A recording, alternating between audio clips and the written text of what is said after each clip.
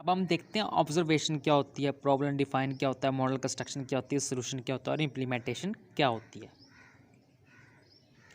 सबसे पहले हम देखते हैं ऑब्जर्वेशन क्या होती है। इससे पहले हम ओआर की डेफिनेशन पढ़ चुके हैं। साइंटिफिक मेथड होता है जो कम्प्लेक्स प्रॉब्लम को सॉल्व करता है। सिर्फ कम्प्लेक्स प्रॉब्लम को सॉल्व करने के लिए साइंटिफिक मेथड का यूज़ ओआर कहलाता है। इसकी मुख्य डेफिनेशन है यूके स्टैंडर्ड्स के हवाले से अलग डेफिनेशन और अमेरिकन स्टैंडर्ड के लिए अलग डेफिनेशन है। सबसे पहले देखते हैं और टेक्निक्स कौन सी। सबसे पहले ऑब्जर्वेशन आता है। ऑब्जर्वेशन होता है किसी प्रॉब्लम को ऑब्जर्व करना, प्रॉब्लम को देखना कि प्रॉब्लम कहाँ पे है। ठीक है, प्रॉब्लम डिफाइन क्या होता है, उसके बाद प्रॉब्लम को डिफाइन करना, प्रॉब्लम किस नौइयत की है। और model construction graphically charts graph की मदद से प्रॉब्लम को रिप्रेजेंट करना। और सोल्यूशन, प्रॉब्लम का सोल्यूशन निकालना, फिर सोल्यूशन पे इम्प्लीमेंटेशन करना, अमल दरामद करना। अगर हमने सोल्यूशन गलत निकाला तो इम्प्लीमेंटेशन में फर्दर हमें आके प्रॉब्लम हो जाएगी। इसमें स्टेप्स की रिपीटेशन हो सकती है। सो ये observation, problem definition and model construction, solution and implementation. अब हम देखते हैं कि concept of network diagram. Network diagram हमने कैसे क्रिएट करनी है। सबसे पहले हम लोग किसी प्रोजेक्ट को ग्राफिकली रिप्रेजेंट करते हैं तो वो नेटवर्क डायग्राम होती है। ठीक है, प्रोजेक्ट्स हमारा ऑपरेशन रिसर्च में जो प्रोजेक्ट्स होंगे, ठीक है, आइदर वो बेस होंगे, सिपर्ट पे होंगे या क्रिटिकल पॉइंट मेथड पे होंगे। सो सबसे पहले तो हमने ये देखना है कि इसकी डेफिनेशन क्या है। It is a relatively easy task to show the sequence. ये एक सीक्वेंस बताता है कि टास्क कैसे परफॉर्म हुए, स्टेप्स कैसे, एक्टिविटीज़ कैसे परफॉर्म हुई हैं। इसकी एग्जांपल देखते हैं हम। देखें, सर्कल जो है ये नोड को रिप्रेजेंट कर रहा है, एरो जो है ब्रांच को रिप्रेजेंट कर रहा है। और बिगिनिंग और ending of an activities an event, हर बिगिनिंग और एंडिंग, हर activity, beginning and ending of an activity, activity की बिगिनिंग और एंडिंग एक इवेंट को रिप्रेजेंट करेगी। ठीक है, देखें यहाँ पे बी एक्टिविटी परफॉर्म होने के लिए ए का परफॉर्म होना लाजमी है। सिमिलरली सी का परफॉर्म होने के लिए बी का परफॉर्म होना लाजमी है। ठीक है, ये नोड्स ब्रांचेस हमने डिस्कस कर लिया। सो अब हम डिस्कस करते हैं इसके एक और एग्जांपल। देखें, ए एक्टिविटी कंप्लीट होने के लिए, ए एक्टिविटी कंप्लीट है लेकिन हमने कहा बी सी का कंप्लीट होने के लिए ए का कंप्लीट होना लाजमी है। सो बी और सी का कंप्लीट होने के लिए हमने ए और सी, ए का कंप्लीट होना लाजमी करार दिया। ठीक है, ये नेटवर्क कंस्ट्रक्ट करने के लिए रूल्स कौन से हमें फॉलो करने हैं। सबसे पहले हम जानते हैं कि each activity is represented by only one arrow. Her activity को एक एरो से रिप्रेजेंट करेंगे, टू एरो से रिप्रेजेंट नहीं करेंगे। ठीक है, एरोस एक दूसरे को क्रॉस नहीं करें। Every node must have at least one activity preceding. Her node के आगे और पीछे एक एक्टिविटी हो लेकिन लास्ट और फर्स्ट नोड को छोड़ के। ठीक है, टाइम फ्लो करता है लेफ्ट राइट, ये मैं डिस्कस कर चुका हूँ पहले। कहता है no two activities can be identify by same end event. मतलब हर किसी दो एक्टिविटीज़ का सेम एंड इवेंट नहीं होना चाहिए या उससे वो आइडेंटिफाई ना हो। ठीक है, सो ये रूल्स हैं नेटवर्क कंस्ट्रक्शन के। अब हम देखते हैं डमी एक्टिविटीज़ क्या होती हैं। It is an activity that are added to project schedule as a placeholder. ये ऐसी एक्टिविटीज़ होती हैं जो कि ना कोई टाइम ड्यूरेशन लेती हैं और ना कोई रिसोर्सेज लेती हैं। अब डमी एक्टिविटीज़ की हमें नीड क्यों है, क्यों ज़रूरत पेश आई। सबसे पहले देखते हैं इसकी रिप्रेजेंटेशन। इसको रिप्रेजेंट करते हैं हम डॉटेड लाइन से। ठीक है, डॉटेड आर्क से। अब जब हम सिंपल एरोज़ की मदद से एक्टिविटीज़ को रिप्रेजेंट करें, लेकिन ऐसी सिचुएशन आती है कि एरोज़ की मदद से हम एक्टिविटीज़ को रिप्रेजेंट ना कर पाएँ। ठीक है, सो हम डमी एक्टिविटीज़ का यूज़ करते हैं। इसको एक एग्जांपल की मदद से समझते हैं। हमारे पास एग्जांपल है, जॉब ए है, जॉब बी है, सी डी ई। ये एक्टिविटीज़ हमारे पास ए से लेके ई तक।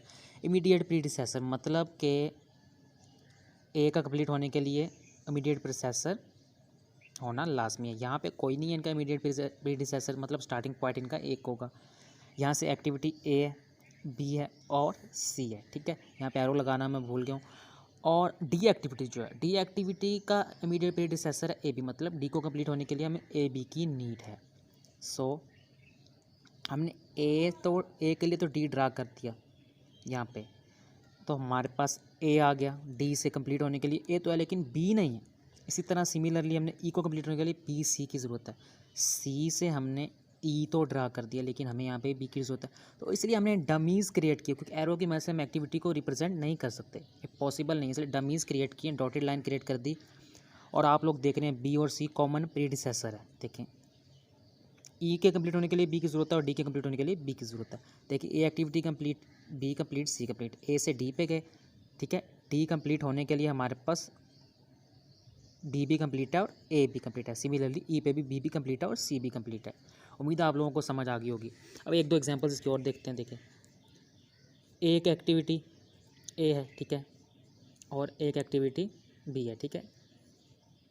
एक एक्टिविटी ए है, ए के कंप्लीट होने के लिए सी के कंप्लीट होने के लिए ए का कंप्लीट होना लाजमी है, ठीक है। इसी तरह सिमिलरली डी के कंप्लीट होने के लिए बी का लाजमी है। लेकिन एक सिचुएशन हो रहा है, वो कह रहा है कि डी के कंप्लीट होने के लिए ए का भी कंप्लीट होना लाजमी, इसलिए हमने एक डमी एक्टिविटी क्रिएट की है ताकि ए कंप्लीट हो, ठीक है, उसके बाद बी कंप्लीट हो और फिर सी कंप्लीट हो, ठीक है। डी के कंप्लीट होने के लिए हमने कहा बी का कंप्लीट होना भी लाजमी है और ए का कंप्लीट होना भी लाजमी है, तो इसलिए हमने डमी क्रिएट की है यहाँ से।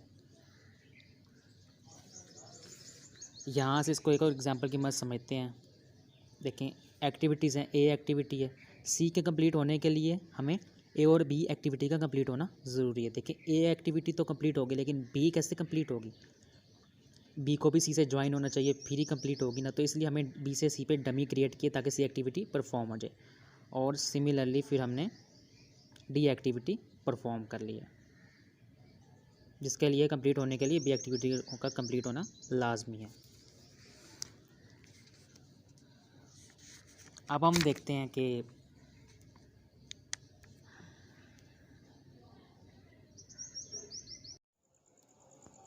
Math 601 construction of network. आज की वीडियो में हम लोग देखेंगे कि नेटवर्क कैसे कंस्ट्रक्ट करना है।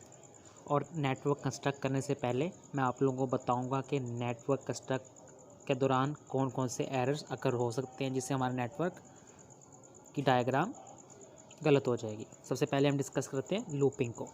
हमने यहाँ पे एक्टिविटीज़ को ड्रा किया है, एक्टिविटी 1, एक्टिविटी 2, देन एक्टिविटी 3, फिर एक्टिविटी 3 से एक्टिविटी 1 पे गए हैं, ठीक है।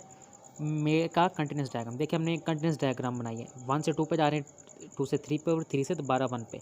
एक ये लूपिंग फॉर्म है, जैसे लूप होती है ना, उसमें कंडीशन होते हैं तो वापस स्टेटमेंट पे जाते हैं, फिर लूप पे आते हैं, इस तरह। देखिए, इसमें एंडलेस लूप है, ये लूप ख़त्म नहीं हो रही है, चलती जा रही है लूप। और ये साइक्लिक एरर है, मतलब ये वापस नहीं आ रहा। देखें, इसमें इट गोज़ रिटर्न, ठीक है। साइक्लिक एरर मतलब होता है कि ये वापस जा रही है। देखें, 1 से 2 पे गई, 2 से 3 पे, 3 से दोबारा 1 पे, तो ये साइक्लिक एरर है। ये फर्स्ट टाइप ऑफ एरर है नेटवर्क के अंदर, जिससे हमारी डायग्राम रॉन्ग हो जाएगी while constructing a network. Math 601 construction of network. आज की वीडियो में हम लोग देखेंगे कि नेटवर्क कैसे कंस्ट्रक्ट करना है। और नेटवर्क कंस्ट्रक्ट करने से पहले मैं आप लोगों को बताऊंगा कि नेटवर्क कंस्ट्रक्ट के दौरान कौन कौन से एरर्स अकर हो सकते हैं जिससे हमारा नेटवर्क की डायग्राम गलत हो जाएगी। सबसे पहले हम डिस्कस करते हैं लूपिंग को। हमने यहाँ पे एक्टिविटीज़ को ड्रा किया है, एक्टिविटी 1, एक्टिविटी 2, देन एक्टिविटी 3, फिर एक्टिविटी 3 से एक्टिविटी 1 पे गए हैं, ठीक है। मेरे का कंटिन्यूस डायग्राम देखिए, हमने एक कंटिन्यूस डायग्राम बनाई है। 1 से 2 पे जा रहे हैं, 2 से 3 पे और 3 से दोबारा 1 पे। एक ये लूपिंग फॉर्म है, जैसे लूप होती है ना, उसमें कंडीशन होते हैं तो वापस स्टेटमेंट पे जाते हैं, फिर लूप पे आते हैं, इस तरह। देखिए, इसमें एंडलेस लूप है, ये लूप ख़त्म नहीं हो रही है, चलती जा रही है लूप। और ये साइक्लिक एरर है, मतलब ये वापस नहीं आ रहा। देखें, इसमें इट गोज़ रिटर्न, ठीक है। साइक्लिक एरर मतलब होता है कि ये वापस जा रही है। देखें, 1 से 2 पे गई, 2 से 3 पे, 3 से दोबारा 1 पे, तो ये साइक्लिक एरर है। ये फर्स्ट टाइप ऑफ एरर है नेटवर्क के अंदर, जिससे हमारी डायग्राम रॉन्ग हो जाएगी वाइल कंस्ट्रक्टिंग अ नेटवर्क। जी, सेकंड टाइप ऑफ एरर है जब हम नेटवर्क को कंस्ट्रक्ट करते हैं, डैंगलिंग। डैंगलिंग का मतलब है कि डिस्कनेक्टेड एक्टिविटी नेटवर्क, मतलब नेटवर्क के अंदर कोई भी एक्टिविटी, जो एक्टिविटीज़ हम परफॉर्म करते हैं, जैसे ऊपर वाले डायग्राम में परफॉर्म किए, लूपिंग का एरर था।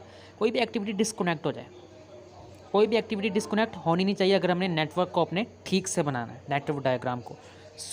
देखिए, हम ये एक्टिविटी 1 से एक्टिविटी 2 पे गए हैं, फिर एक्टिविटी 2 से 3 पे गए हैं। यहाँ पे आप लोग देखें 3 एक्टिविटी डिस्कनेक्ट होगी, इसका आगे कोई यूज़ नहीं है, ऐसी एक्टिविटी परफॉर्म नहीं हो रही है। 2 से 4 पे गए हैं, फिर 4 से 5 पे, 5 से 6 पे गए हैं, ये भी एक्टिविटी डिस्कनेक्ट हो रही है। देखिए, इसका आगे कोई यूज़ नहीं है, ये पॉसिबल ही नहीं है कि इसका आगे यूज़ ना हो। ये डिस्कनेक्टेड एक्टिविटी है जो परफॉर्म ना हो। ये सेकंड टाइप ऑफ एरर है जिसे हम कहते हैं डैंगलिंग। डैंगलिंग नहीं होना चाहिए। No activity disconnected in a network. Disconnected का मतलब यहाँ पे है कि एक्टिविटी वो परफॉर्म नहीं हो रही। अब हम देखते हैं third type of error, redundancy क्या होता है। क्रिएटिंग एन अनएसेंशियल और unrequired dummy in a network. हम कोई भी नेटवर्क बना रहे हैं, वहाँ पे हमने अनएसेंशियल डमी क्रिएट करने की हमें ज़रूरत नहीं है, या अनरिक्वायर्ड डमी क्रिएट करने की ज़रूरत नहीं है।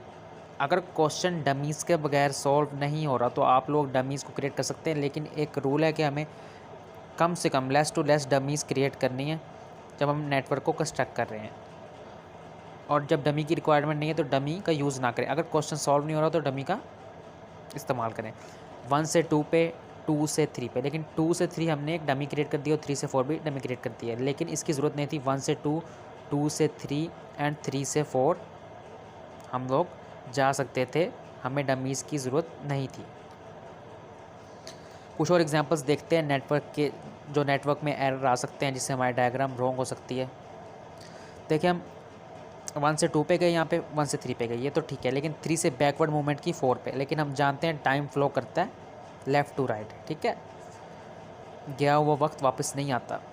6 बज गए हैं तो उसके बाद 7 बजेंगे, 8 बजेंगे, ये नहीं होगा दोबारा 6 बजेंगे। तो हमने यहाँ पे बैकवर्ड मूवमेंट किया तो इसलिए भी ये डायग्राम रॉन्ग है। और यहाँ पे देखते हैं, देखिए 1 से एक्टिविटी 2 पे गए, 2 से 4 पे गए और 1 से 3 पे गए, ठीक है, और 3 से 5 पे गए। अब देखें यहाँ पे हमारी डायग्राम तो करेक्ट है, लेकिन हमने एंड एक्टिविटी को क्लोज भी करना है। यहाँ से 4 को 5 से क्लोज भी करना है, ठीक है। अगर हम क्लोज नहीं करेंगे क्वेश्चन ठीक हो जाएगा, लेकिन प्रॉपर नेटवर्क कंस्ट्रक्टिंग के लिए हमें यहाँ पे क्लोज भी करना है। 4 से एक्टिविटी 5 पे क्लोज हमें करना है, तो इससे डायग्राम मज़ीद बेहतर हो जाएगी अगर हम लोग क्लोज कर देंगे कि last activity should be close, ठीक है। ये एरर्स हमने डिस्कस कर लिए, डैंगलिंग का एरर डिस्कस कर लिया, रिडंडेंसी का एरर डिस्कस कर लिया, और ये कुछ एग्जांपल्स देख लिए हमने, और लूपिंग का एरर डिस्कस कर लिया है। तो डायग्राम पहले बनाने से पहले ये एसेंशियल थे कि हम लोग एरर्स को समझ लें ताकि हमारी डायग्राम या हमने जो नेटवर्क कंस्ट्रक्ट किया वो रॉन्ग ना हो।